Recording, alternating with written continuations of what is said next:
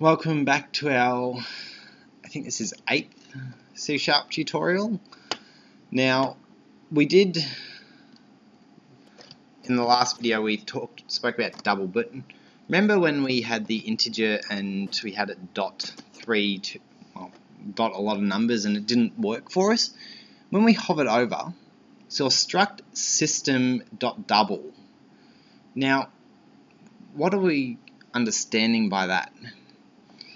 Now, firstly, we should take a look around, hover over other keywords and see it says class system.string, struct system.int32, class system.console, and even void. Well, this one's a little different, but if we take a look at these things, even here we're taking a look at class YouTube.program. YouTube is the name of the project, and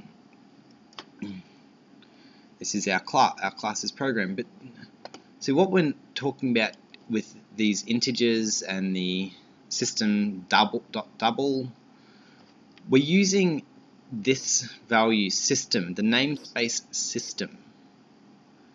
And what we need to understand with this is that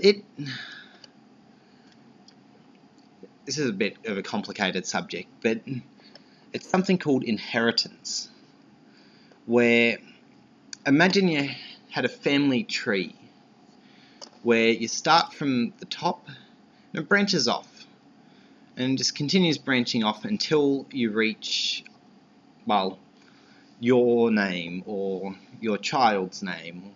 Just, I don't know, some of you might have kids out there, but what happens is there's this default class, there's this class right at the top, and then from here we gain, or from this class at the top, we gain every single basic thing that we need to understand, and then from there it starts to get a bit more complicated. We go down, something comes in, we have something new, and we keep going down this tree until we break off and we find certain little things. So what we've got here is we've got a class system.string.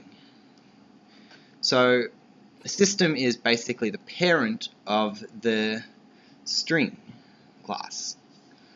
Now, this is a very complicated thing, and I hope you're keeping with me. But string can then contain other aspects.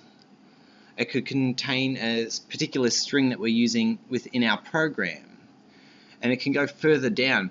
But say how you have a father.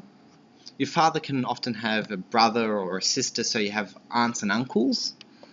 And an integer is basically a string's aunt or uncle, where it is a part of the whole family, but it is something that you're not related to directly.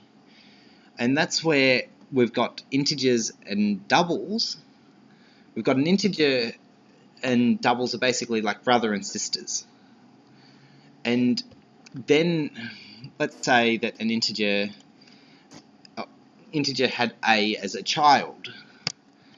It would have to be another integer, but it might also contain a specific value like it does with 32. But an integer can't have a child that has a double's value, because it's not a double. A double is its brother or sister, but it's not directly related to it. And I'm not talking about Lannister things here. We're not going to go into that, where you could technically have a brother who's an integer and a sister who's a double, and then them having a kid. Now that would be weird, but we could, well, I do actually suppose there are times in here where, as you can see, this line down the bottom of this little pop-up bubble cannot implicitly convert double to int. An explicit conversion exists. So there is actually a way to get a double to convert to an int, but we're not going to deal with that, and, well, not yet. But what I'm saying is that it's basically, imagine a giant family tree where everything that a computer program does is created throughout this family tree. And you've got right at the top the first ever class that branches down and then encompasses everything else. And they share traits. As you go further up, they have less, like, they're more primal and less refined, but they all go down to the point where they have all these little things that we're actually interacting with. So we don't know what's inside this int class, because there is a massive program inside the int. Inside this integer itself, there's a massive set of code inside console.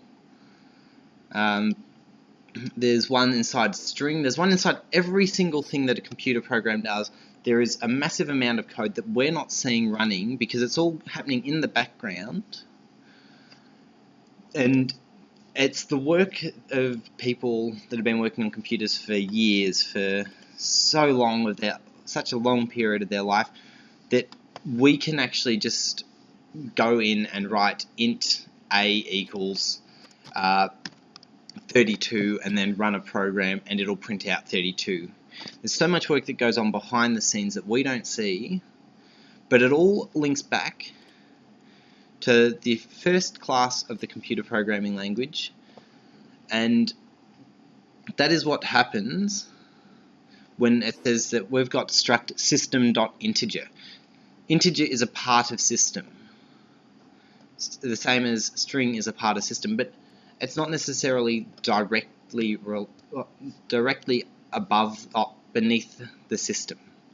There could be another program before the string that we're actually using. There could be another basically invisible class that we're not grasping at this point.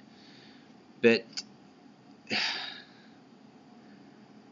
this is just a complicated thing. Now, I hope I haven't confused anyone. If there's anything that you need cleared up with this lesson, please just send me a comment and I'll get back to you as soon as possible, because this is where I feel that if I'm going to lose some people, I'm going to lose them here.